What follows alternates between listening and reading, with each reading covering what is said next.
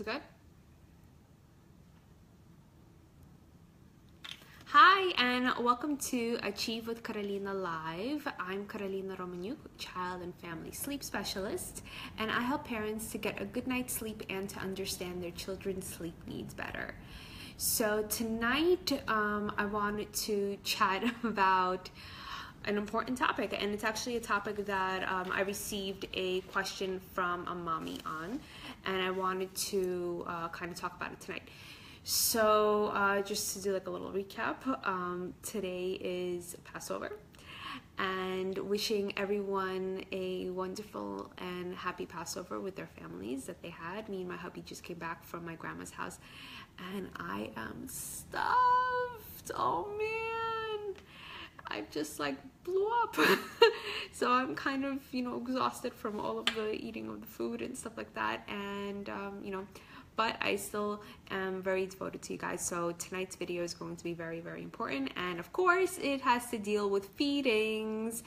So if you know of anyone that has this specific situation going on, if they are still doing night feeds, hi Angelica, if they are nursing at night, maybe you are, if you do know of someone, make sure you share this video please right below, because you don't know who will be watching, and it can just really help someone that could be maybe on your thread, and if you're just sharing it, it would be wonderful news for them.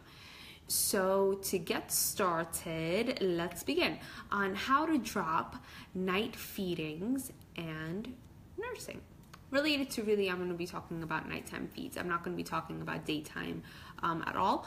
But one thing that's very, very important, and I always stress it all the time, is night is a reflection of daytime, right? Now, it's not just sleep. It's also your child's feeding intake as well. So ideally what happens is when you start to diminish the feeds at night, it kind of goes in a cycle and it replenishes and it increases the caloric intake during the day. So it doesn't happen right away for some children. It can happen over, a couple of days, maybe a week, but you'll start to notice little by little, if you keep a diary for yourself, that the caloric intake does increase. When you're decreasing it, obviously somewhere it has to kind of compensate for it.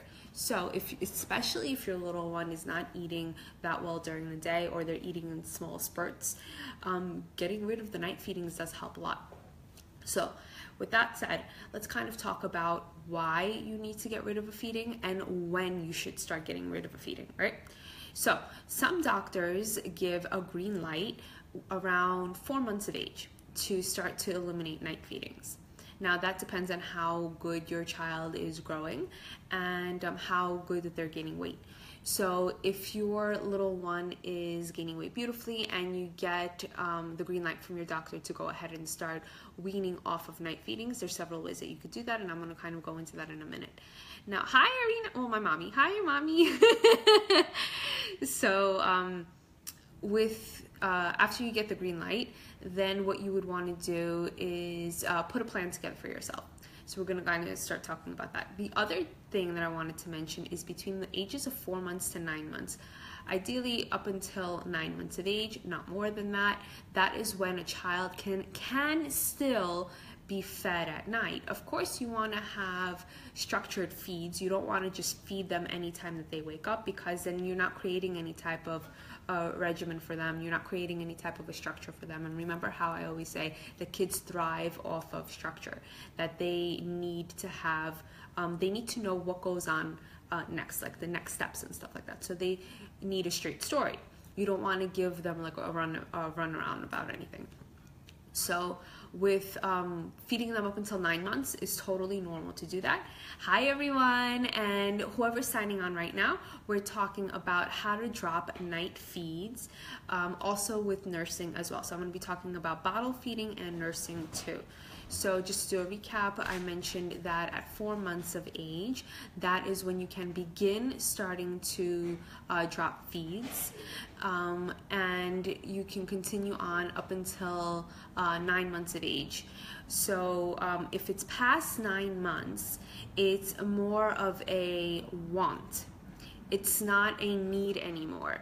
It becomes a, I want this because I'm used to it. They don't really need to have any type of feedings past 9 months of age unless there's a medical reason for that. Usually there isn't, but if there is, then you can continue on giving them night feeds at that part. So between 4 and 9 months, you really want to create a structured schedule when you're feeding them. Ideally, it would be 2 feeds that they would have at night, and then they would kind of diminish it closer towards the morning, closer towards 9 months of age. You would drop down to 1 feed. So now let's continue. What I was mentioning is, so a little recap, when you are feeding your little one during the day, and if they're having small amounts of meals, then what's happening, and they're eating at night as well, what's happening is that they are, their caloric intake is kind of just being stretched out, and it's not really helping them, and it's not helping you because they're constantly waking up and they need to be fed. So once you start to diminish the night feeds, you're going to see an increase in the caloric intake during the day. So it benefits everybody in that part. Okay, so now let's get down to the juicy stuff. Now, first thing what you want to do is you want to break down the components of the feeding into stages, right? So first things first is, if your baby wakes up, I'm doing on an average, this is really between 4 and 9 months, and you are starting to break down the feeds. The first one I would do is most likely after midnight, and then the second one closer towards morning. Structure the feeds first. Second thing, when you're not feeding your little one, right? I think the main thing that I get asked often, and what I've noticed is you're not necessarily asking the proper questions.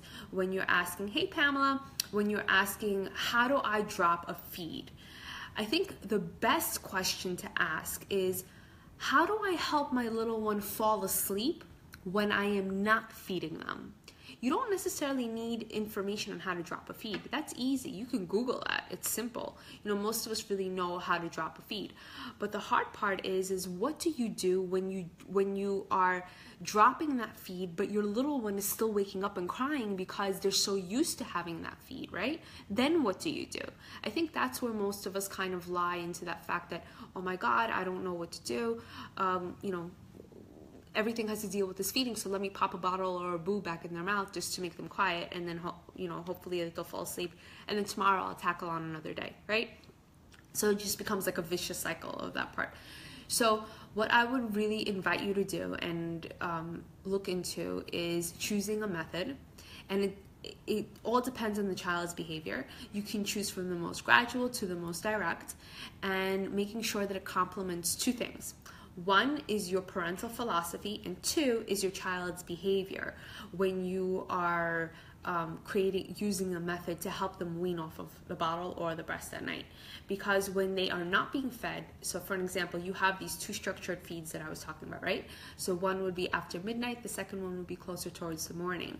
And when you don't feed them, you use that method, you use that approach, and that's how you help them to kind of start weaning off of the feeds. Now, when you start weaning off of the feeds to get rid of bottle feeding, there are a couple of ways you could do that. 1 is you can do cold turkey, completely get rid of it and just use your method to help them go to sleep. Or 2, you can diminish it by ½ ounce, an ounce. It depends on how sensitive your little one is when you're decreasing the bottles. So that's that part. When you are breastfeeding, it's a little more intensified, and it can be a little tricky. So if you are breastfeeding your little one and you want to wean them off, really the best way to do it is cold turkey, because meaning unnecessary feeds. Now, if your child is over 9 months of age and they're still being fed at night, you can still do the structured feeds like how I was talking about, but when you're breastfeeding, it's very tricky to do that. So there's 2 ways you can do it. The most generalized and like the most popular versions of it. Hey Cam, when you're weaning off of the breast. So 1 is, like I mentioned, cutting cold turkey, or 2, you would time it. And that means that you have to be fully alert, and you have to be paying attention to the sucking of your little one when they're nibbling on your breast, because you don't want them falling asleep on the breast at whatsoever, because then that defeats the whole purpose of everything, right? So there are a couple of ways, like I was mentioning, on how to break this up. Now again, if your little one is past 9 months of age, then you really need to look deeper into their behavior, in why they have this association. You know, it could just be, you really need to get down to the foundation of it. So it's not just looking at the bottle or the breast to wean them off, and then, you know, bing bada boom, everything is great, and then they're sleeping beautifully at night. No, it doesn't work that way. You need to also look into their schedule during the day. How are they being fed during the day as well? Remember, nighttime is a reflection of daytime, not just sleep, but also daytime activities as well. So if they're not eating good during the day, of course they're going to be genuinely hungry at night. So you kind of need to look into that, making sure you're keeping a diary for yourself, making sure you're nice and organized in those aspects.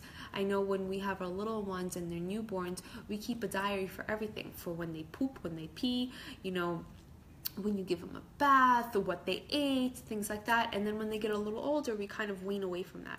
But most of us never, and I mean never, really keep sleep diaries. So that's what you want to do too.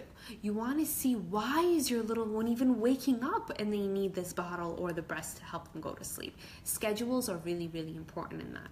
So when you say, I want to drop nursing or at night, or I want to drop night feeds, there's so much more to it. It's not that simple. So these are kind of the beginning portions and where I want you to begin. And yeah, that sounded redundant, but that's where I want you to start with. So if you do have any specific questions regarding to your case, you know, like your situation at home, and you've tried these tips and still some things are not clicking really well, I want you to contact me. I invite you to contact me, and for us to schedule a free sleep strategy session, just to kind of get things a little laid out, maybe clear it a little more for you, so then we can get your little one sleeping.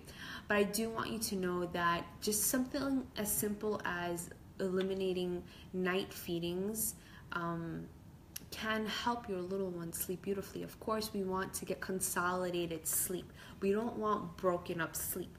So if your little one, you think, oh my God, no worries, they're just, you know, drinking, but they're sleeping at the same time. No, they're not sleeping. Nobody eats and sleeps at the same time when you are 4 months plus. When they're newborns, yeah, that might be possible because they're always sleeping consistently, all the time. But once they hit 4 months, they hit this organized pattern that's not possible. I mean, can you drink and sleep at the same time? No. So I don't think little babies can do the same thing. They're alert to an extent. So when they are being fed, just as you are awake feeding them, they are awake eating. So we don't want that to happen if it's not needed, right? So feedings between when they're 9 months plus, they are not a need anymore. The body doesn't need that feed if they don't have a medical condition. And if they don't, if they're beautiful, if they're you know, they're a healthy little one, then you don't need to feed them. It's simple as that.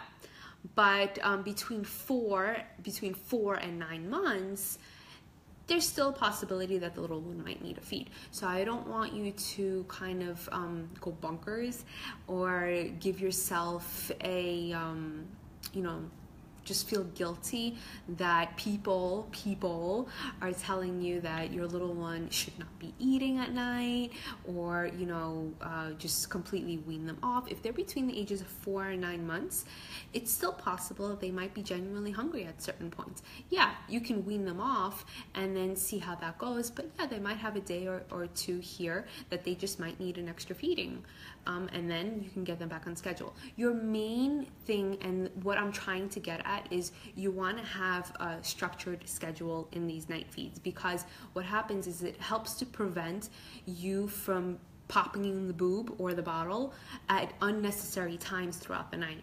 And then past 9 months, the behaviors are so ingrained in your little ones that whenever they wake up after a sleep cycle transition, that they will automatically expect to get the breast or a bottle to help them go to sleep. Hey Lana, thanks for joining. So what I want you to do is to create a structure, to create a schedule for your little one, to know what kind of a method will work best for your family, for your philosophy, for your child's behavior. It's so, so important. Hey Nicole, thanks so much guys for joining. So just to do a recap, I went through a lot of cool stuff on how to drop night feedings and also included nursing on here as well. If you're just signing on, please feel free to watch the replay. Now, if anyone has any questions, let me know. And if you do have any friends that are kind of going through this situation right now, feel free to please share it right below over there. And you don't know who else you can help. So let me see who has some awesome questions. Yeah, Kim. So yeah, totally. No one eats and sleeps. I know. Imagine if we did that as adults. Just sat in our bed with like a salami sandwich and half asleep. We'd all weigh like 10,000 pounds. Okay, so Elena says, if my 12-month-old is waking up 1 to 3 times, or 1 to 2 times at night to nurse, that's not just a sleep cycle association, right? So so I was mentioning, Alina, a child past 9 months of age should not be fed at night unless there's a medical need. If they are fed past 9 months, that's a pure association. So they would wake up for 2 reasons.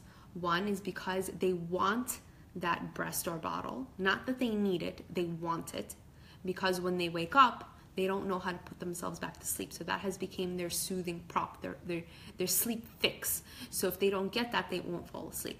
And 2 is I would want to know what their schedule is during the day, because if they're not getting the proper amount of sleep during the day for their biological rhythms, meaning their internal sleepy clock, when they get the best restorative value for sleep, if it's not at its proper time and bedtime is too late, then that can also enhance the reasons in why your little one is having night wakings. So I would kind of want to know a little bit more about what's going on. Hey Erica, thanks for joining, honey.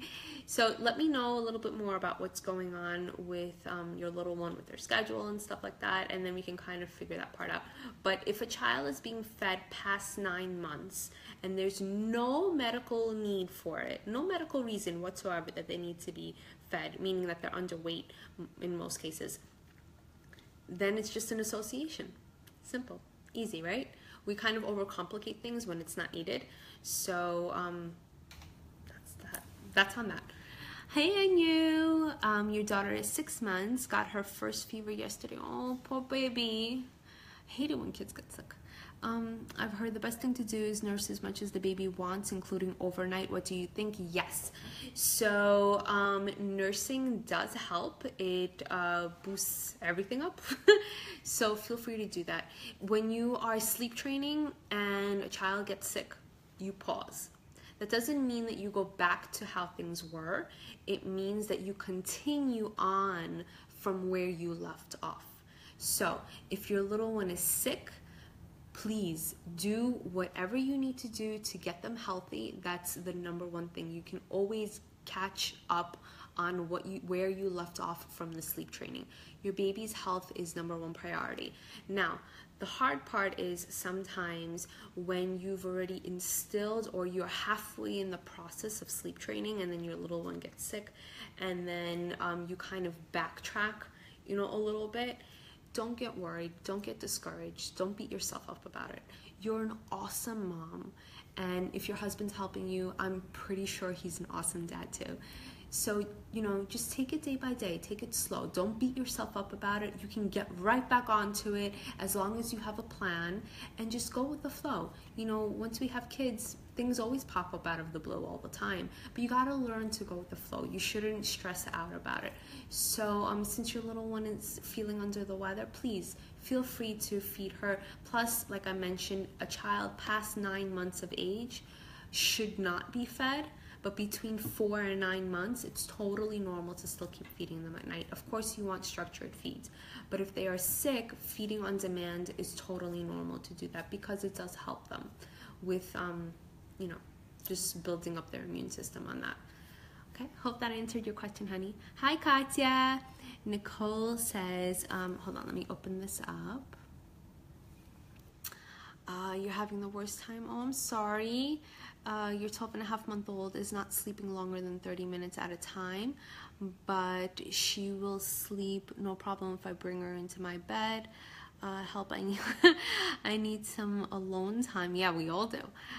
She sleeps very regularly at the nanny, and during night waking she normally doesn't want to nurse. Okay, so 12-and-a-half months, 30 minutes, I'm assuming is that nap time or at night? If that's at night, that's wow. I'm assuming it's during the day, and then she has those 2 night wakings that you were mentioning. So first things first is, during the night she doesn't sleep longer than 30 minutes. Oh boy, Nicole, we got to get you sleeping ASAP. Okay, you know what? There's a lot that I need to know before properly advising you. First things first is, how is the environment? Like how I always mention, you want to have blackout curtains, you should have a white noise machine. Just get those things out of the way so check, I got the environmental aspects, everything is good to go, and now let's focus on to the schedule. Let's focus on the approach, the method that we're going to use, right? So what I want you to do, Nicole, and I totally invite you on this, is I put my calendar on here. Let's schedule something, okay? A free sleep strategy session with me, and kind of get this situated so I can kind of know a little bit more about what's going on. Because if a little one is waking up every half hour, that's a lot, because no sleep is like an understatement for you. So I have no clue how you're functioning right now, and that you're awake at this time. I mean, I'd be passed out somewhere like under my couch if I wasn't sleeping at all. So kudos to you on being a part of this video, and please schedule something with me so we can kind of get this a little more in depth, and I can figure this out for you. Okay? Mwah. Hope you do that. Let me see who else had a question. Hey, Maria. Okay, so that's that. Does anyone have any more questions? Let's see what time it is. Okay, I guess that's it for this evening, and we'll catch up tomorrow. So whoever logged on towards the end, we were talking about how to drop night feedings, and I also included tips on nursing as well. So watch this replay if you got on late, and if you know someone that can benefit from this video and that's going through the same troubles or through the same situation, please feel free to share this video with them. Just share it on your page. I can't speak tonight, and you don't know who will be watching and who it could help. So with that said, I love you all, sweet dreams, and I'll see you tomorrow. Mwah. Bye. Good night, honeys.